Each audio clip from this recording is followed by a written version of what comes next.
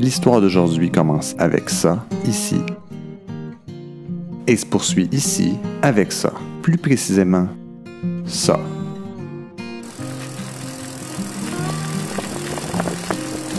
Et pour vous donner un indice du vidéo essayé aujourd'hui, je suis allé le chercher là, chez Dumoulin Bicyclette.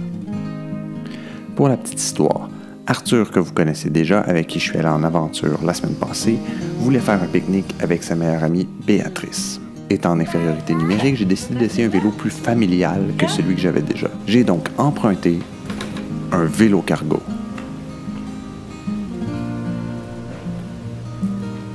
Comme il n'y avait pas de pluie d'annoncer cette journée-là, j'ai décidé de retirer la capine et par la suite, ranger mon pique-nique. C'est quand même fou la quantité de stock qui peut rentrer dans un vélo cargo en plus des enfants. Une couverte de camping.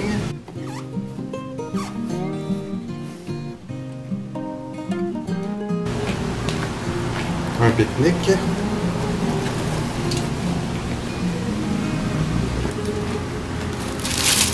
Des baguettes de pain. Regardez toute la place qu'ils ont.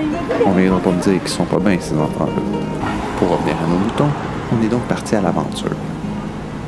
Une quinzaine de kilomètres en tout, avec comme point d'arrêt le parc olympique et le parc Maisonneuve. Voici pourquoi j'ai opté pour un vélo cargo. Mais avant d'entrer dans les détails, je voudrais vous présenter la bête, le Urban Arrow. Point d'intérêt numéro 1, c'est un vélo à assistance électrique.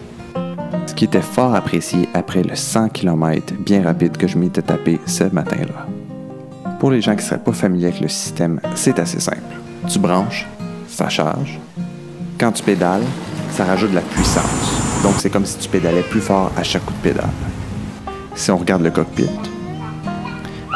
à gauche, il y a une manette avec un plus, un point et un i pour ajouter du support. Donc il y a 4 modes. Il y a Eco, qui rajoute 60% de ce que vous mettez sur les pédales en termes de force, Tour, qui rajoute 140%, Sport, qui rajoute 240%, et Turbo, qui rajoute 300%. Il y a aussi un écran dans le milieu, qui vous indique la vitesse à laquelle vous allez, le mode que vous utilisez au moment où vous l'utilisez, et une foule d'autres informations comme la vitesse moyenne, l'autonomie restante, ou la vitesse maximale à laquelle vous êtes allé.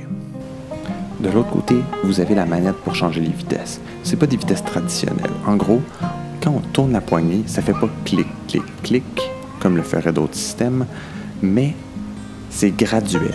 Plus la montagne monte, plus c'est facile. Plus c'est plat, plus il y a de résistance et c'est difficile.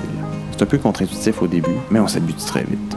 Enfin, j'ai déjà un peu effleuré le sujet de la troisième raison pourquoi j'ai choisi un vélo cargo, l'espace. On peut y asseoir jusqu'à 3 enfants. Pour vrai, avec le pique-nique, la couverte, 2 baguettes, il restait encore beaucoup de place aux enfants. C'était vraiment plaisant pour eux versus le petit chariot que j'utilise d'habitude. Bref, c'est ce qui fait tour de notre aventure d'aujourd'hui. C'est maintenant l'heure d'aller coucher les petits. Je vous remercie d'avoir regardé la vidéo. À bientôt.